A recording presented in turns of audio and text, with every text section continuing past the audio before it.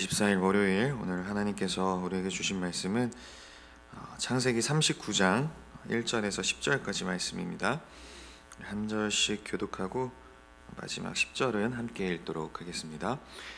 요셉이 이끌려 애굽에 내려가매 바로의 신하 친위대장 애굽 사람 보디발이 그를 그리로 데려간 이스마엘 사람의 손에서 요셉을 산이라. 여호와께서 요셉과 함께 하심으로 그가 형통한 자가 되어 그의 주인 애굽 사람의 집에 있으니 그의 주인이 여호와께서 그와 함께 하심을 보며 또 여호와께서 그의 범사에 형통하게 하심을 보았더라. 요셉이 그의 주인에게 은혜를 입어 섬김에 그가 요셉을 가정 총무로 삼고 자기의 소유를 다 그의 손에 위탁하니 그가 요셉에게 자기의 집과 그의 모든 소유물을 주관하게 한 때부터 여호와께서 요셉을 위하여 그 애굽 사람의 집에 복을 내리심으로 여호와의 복이 그의 집과 밭에 있는 모든 소유에 미친지라. 주인이 그의 소유를 다 요셉의 손에 위탁하고 자기가 먹는 음식 외에는 간섭하지 아니하였더라. 요셉은 용모가 빼어나고 아름다웠더라. 그 후에 그의 주인의 아내가 요셉에게 눈짓하다가 동침하기를 청하니 요셉이 거절하며 자기 주인의 아내에게 이르되 내 주인이 집안의 모든 소유를 간섭하지 아니하고 다 내 손에 위탁하였으니 이 집에는 나보다 큰 이가 없으며 주인이 아무것도 내게 금하지 아니하였어도 금한 것은 당신뿐이니 당신은 그의 아내임이라. 그런즉 내가 어찌 이 큰 악을 행하여 하나님께 죄를 지으리이까. 여인이 날마다 요셉에게 청하였으나 요셉이 듣지 아니하여 동침하지 아니할 뿐더러 함께 있지도 아니하니라. 아멘. 네, 주님의 은혜와 평강이 여러분과 함께하기를 바랍니다. 38장에서 유다의 이야기로 잠시 끊겼던 그 요셉의 이야기가 39장부터 다시 시작이 됩니다. 오늘 본문 1절은 요셉을 산 보디발이 어떤 사람인지를 잘 설명하고 있습니다. 1절 말씀은 이렇게 기록하고 있죠. 요셉이 이끌려 애굽에 내려가매 바로의 신하 친위대장 애굽 사람 보디발이 그를 그리로 데려간 이스마엘 사람의 손에서 요셉을 산이라. 이 보디발이라는 이름은 이 태양신 라가 내려준 사람이다라는 그런 의미가 있는 이름입니다. 이 라는 이제 애굽에서 섬기던 최고의 신이었죠. 따라서 보디발은 이 이름만 보더라도 이 보통 출신이 아니었음을 알 수가 있습니다. 아주 유력한 그 가문의 귀족이었을 겁니다. 더군다나 이 친위대장이라는 직급은 이제 왕을 아주 가까이에서 모실 수 있는, 그래서 자연스레 이 막강한 권력을 가질 수 있는 그런 자리였습니다. 특히 나중에 요셉이 왕궁의 감옥에 갇힌 것만 봐도 이 보디발의 권세를 알 수가 있죠. 이 한낱 종이 이 왕의 술과 떡을 담당하던 그런 관리들과 함께 갇혀 있을 수 있었던 것은 그만큼 보디발의 권세가 대단했음을 보여줍니다. 이렇게 유력한 사람에게 요셉을 이끄신 것은 전적으로 하나님의 섭리였습니다. 그 사실을 이어지는 2절 말씀을 통해 확인을 할 수가 있습니다. 여호와께서 요셉과 함께 하심으로 그가 형통한 자가 되어 그의 주인 애굽 사람의 집에 있으니. 오늘 본문 2절은 분명히 밝히고 있죠. 여호와께서 요셉과 함께 하셨다고 말입니다. 표면적으로 보여지는 그런 주인공은 요셉이지만 그 뒤에서 요셉의 삶을 인도하시는 분은 바로 하나님이셨습니다. 요셉과 함께 하시는 그 하나님은 요셉에게 꿈을 주셨고 그 꿈을 또 성취시키기 위해서 요셉을 애굽의 권력자인 보디발에게 보내셨습니다. 이 보디발처럼 막강한 권력자도 결국은 하나님의 손에 있는 것이고 이 세상에서 이루어지는 그 모든 역사는 다 하나님의 주관하에 있습니다. 이 사실을 분명하게 알고 또 어떤 상황과 환경에 처하더라도 좌절하지 않는 것, 그래서 끝까지 포기하지 않고 하나님만을 신뢰하며 나아가는 것, 그것이 바로 우리 믿는 자들에게 요구되어지는 그런 삶이죠. 그럴 때 우리는 비로소 형통의 복을 누릴 수가 있습니다.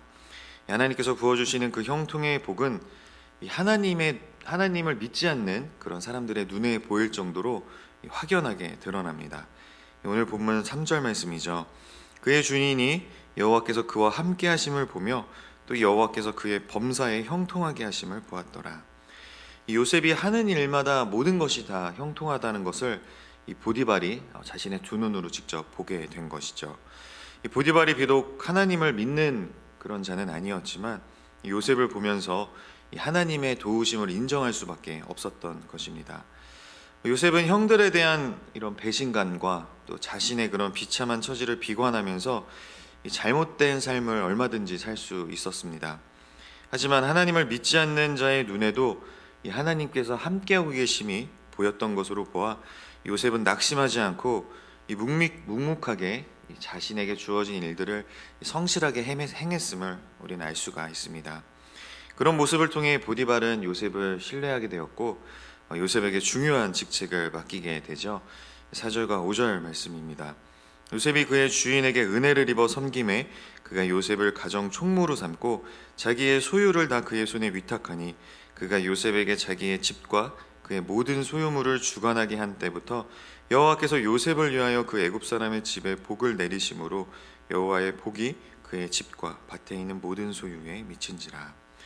이 4절에서는 요셉이 그 주인에게 큰 은혜를 입었다라고 말씀합니다. 이 은혜로 번역된 히브리어 해는 큰 자가 작은 자에게 베푸는 이런 호의와 관심을 의미합니다. 주인으로부터 그렇게 인정을 받고 은혜를 입은 요셉은 더욱더 보디발을 열심히 섬기게 됩니다. 결국 보디발은 그런 요셉을 자신의 가정 총무로 삼고 자신의 모든 소유를 다 요셉에게 맡기게 되죠. 당시 애굽 사람들로부터 천대받던 히브리 민족의 노예가 엄청난 권세를 누리는 그 유력한 집안의 모든 것을 다 맡아서 관리하게 된 것입니다. 이 말 그대로 인생 역전인 것이죠.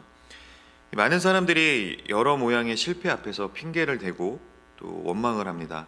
가진 것 하나 없는 자신의 처지를 비관하고 이 실패의 원인을 주변 환경과 다른 사람들에게서 찾고자 합니다.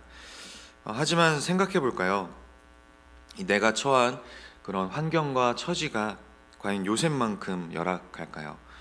형제들에게 배신당하고 이 노예가 되어서 다른 나라에 팔려간 그런 요셉처럼 이 절망적인 상황에 처한 분은 아마 안 계실 겁니다. 우리는 문제와 실패의 원인을 이런 내가 처한 이런 환경과 외부 요인에서 찾는 것이 아니라 나에게서 찾아야 하는 겁니다. 내가 하나님과 함께하고 있는가? 거기에 문제의 본질이 있는 겁니다. 요셉을 통해 우리는 분명하게 알 수가 있습니다. 어떤 신분인지 또 어떤 환경 속에 처해 있는지가 중요한 것이 아니라 하나님께서 함께하고 계시는가가 중요함을 말이죠. 하나님이 함께하시면 노예의 신분이든 또 감옥에 갇혀있는 환경이든 아무런 상관이 없는 것입니다. 그 모든 것들을 뛰어넘으시는 하나님께서 일을 하시기 때문이죠. 하나님이 함께하시며 이 형통의 복을 부어주시는 그 요셉에게 이 보디발이 자신의 모든 소유를 맡기자 이 하나님께서 이 요셉을 통해 이 보디발의 집도 복을 누리게 하십니다. 여호와의 복이 그의 집과 이 밭에 있는 모든 소유에게 미치게 된 것이죠. 하나님께서 함께하심으로 없는 그 형통함이 요셉 개인에게만 머물지가 않고 이 보디발의 집으로 확장되게 하신 것입니다. 이처럼 하나님이 함께하시는 자들은 이런 축복의 통로가 되어서 이 세상에 하나님의 복을 흘려보내며 이 세상을 변화시키는 그런 역할을 감당하는 자입니다. 우리도 그런 역할을 마땅히 감당해야만 합니다. 나 혼자 잘 먹고 잘 살기 위해 또 나 혼자 성공을 누리기 위해서 하나님의 그 형통의 복을 구해서는 안 되는 것이죠. 성경 어디에도 하나님께서 이런 개인적인 차원에서만 형통의 복을 부어주신 적이 없음을 우리는 기억해야만 합니다. 하나님의 형통의 복은 반드시 공동체를 살리게 되어 있습니다. 요셉을 통해 보디발의 집이 복을 누리고 또 애굽이 복을 누리고 최종적으로는 이스라엘 민족이 구원을 받게 되었죠. 결국 하나님의 복은 그 복을 흘려보낼 수 있는 사람에게만 주어지는 것입니다. 혹시라도 나에게는 왜 형통의 복을 안 주시는 걸까 하는 그런 고민이 있으시다면 먼저 그 형통의 복을 구하는 그 동기가 무엇인지를 고민해 봐야 합니다. 그리고 그 형통의 복을 누릴 때 찾아오는 그 시험과 또 유혹을 물리칠 수 있는 그런 각오가 되어 있어야만 합니다. 이후에 이어지는 요셉의 모습처럼 말이죠. 이어서 6절과 7절 말씀을 보겠습니다. 주님이 그의 소유를 다 요셉의 손에 위탁하고 자기가 먹는 음식 외에는 간섭하지 아니하였더라. 요셉은 용모가 빼어나고 아름다웠더라. 그 후에 그의 주인의 아내가 요셉에게 눈짓하다가 동침하기를 청하니. 이 보디발은 요셉에게 자신이 먹는 음식, 즉 지극히 사적인 영역들만 제외하고 이 모든 것을 다 맡기게 됩니다. 이 전폭적인 신뢰를 받게 된 것이죠. 이렇게 요셉이 하나님과 주인 보디발에게 인정받아 이 형통한 복을 누릴 때 이 사탄의 공격이 임합니다. 이 보디발의 아내를 이용해서 하나님과 보디발에게 용서받을 수 없는 그런 죄를 범하게 하려고 시도한 것이죠. 그것의 빌미가 요셉의 빼어나고 아름다운 용모였음을 6절은 밝히고 있습니다. 요셉의 용모가 이렇게 뛰어났던 것은 아마도 어머니 라헬의 미모를 물려받았기 때문이었겠죠. 그러고 보면 이 요셉이 참 매력 넘치는 청년이었을 것 같기는 합니다. 요셉이 17세의 노예로 팔려가서 30세에 애굽의 총리가 되었으니 이때면 아마 가장 꽃다울 나이 20대 중반이었을 것입니다. 빼어난 용모를 갖고 있는 젊은 청년이 하나님과 동행하여 늘 자신감이 넘치고 또 하는 일마다 다 잘되며 성실하고 또 듬직하고 또 종의 신분임에도 불구하고 집안의 모든 것을 다 맡아서 관리하고 있으니 정말 매력적으로 보였을 것입니다. 보디발의 아내는 그런 요셉에게 처음에는 눈짓을 했습니다. 요셉에게 관심을 갖고 자꾸 시선을 주었다는 것이죠. 그러다가 결국은 동침하기를 청했습니다. 우리 개역개정에서는 청했다라고 이렇게 공손하게 번역이 되어 있지만 이 원어의 의미를 보면 명령형으로 되어 있습니다. 즉 주인이 노예에게 내리는 명령이었다는 것이죠. 이 노예 신분인 요셉으로서는 거절하기가 쉽지 않았을 것입니다. 자신의 지위는 물론이고 어쩌면 목숨을 잃을 수도 있는 상황이었던 것이죠. 하지만 요셉은 이 요구를 단칼에 거절을 합니다. 오늘 본문 8절과 9절입니다. 요셉이 거절하며 자기 주인의 아내에게 이르되 내 주인이 집안의 모든 소유를 간섭하지 아니하고 다 내 손에 위탁하였으니 이 집에는 나보다 큰 이가 없으며 주인이 아무것도 내게 금하지 아니하였어도 금한 것은 당신뿐이니 당신은 그의 아내임이라. 그런즉 내가 어찌 이 큰 악을 행하여 하나님께 죄를 지으리이까. 이 8절에서 거절로 번역된 이 히브리어 마에는 아주 강한 거절, 아주 단호하게 거절한다라는 그런 의미가 있습니다. 요셉은 아주 단호하게 자신이 거절하는 이유를 세 가지를 말합니다. 첫째는 주인의 아내를 범하는 것은 자기를 신뢰해줬던 그 주인을 배신하는 일이 된다는 것이죠. 둘째는 주인이 금한 것을 어김으로써 주인에게 죄를 짓는 것임을 말합니다. 세 번째는 하나님께 죄를 짓는 것이라고 말하죠. 이런 일들을 자신이 어찌할 수 있겠냐며 이 보디발의 아내를 설득합니다. 요셉은 그렇게 자신을 신뢰해서 이 모든 소유를 맡긴 그 보디발과의 의리를 지켰습니다. 뿐만 아니라 요셉은 자신에게 형통의 복을 주셔서 노예임에도 불구하고 가정 총무 역할까지 맡을 수 있도록 인도해 주신 그 하나님의 은혜까지도 저버리지 않았습니다. 요셉의 이 단호한 발언을 통해 우리는 이 요셉이 이 윤리적인 행위와 이 종교적인 죄를 분명하게 연결하고 있음을 알 수가 있습니다. 이 사회생활과 신앙생활을 분리하지 않았다라는 것이죠. 그런데 우리는 요셉과 다르게 이 사회생활과 신앙생활을 분리할 때가 참 많습니다. 예를 들면 회식 자리에서 술 한잔 하는 것 정도는 괜찮다라는 그런 생각을 하는 것이죠. 이 남들도 다 하는데 또 이걸 안 하면 사회생활을 할 수가 없는데 하나님께서 이 정도는 이해해 주시겠지라며 이렇게 합리화를 하는 것입니다. 요셉 역시 충분히 그런 생각을 할 수 있었을 것입니다. 자신은 노예니까 주인의 그 아내 되는 사람의 명령에 복종할 수밖에 없는 입장이라고 하나님께 핑계를 댈 수도 있었죠. 더군다나 이런 명령을 거절했을 때 모든 지위를 잃는 것을 물론이고 당시 문화에서는 목숨을 잃을 수도 있었습니다. 따라서 요셉은 하나님께서 이해해 주시겠지 하며 얼마든지 이 사회생활과 이 신앙생활을 분리해서 생각할 수도 있었습니다. 하지만 요셉은 그러지 않았죠. 요셉은 보디발의 아내와 동침하는 것이 하나님께 큰 악을 행하는 것이라는 철저한 신본주의적 가치관을 가지고 있었습니다.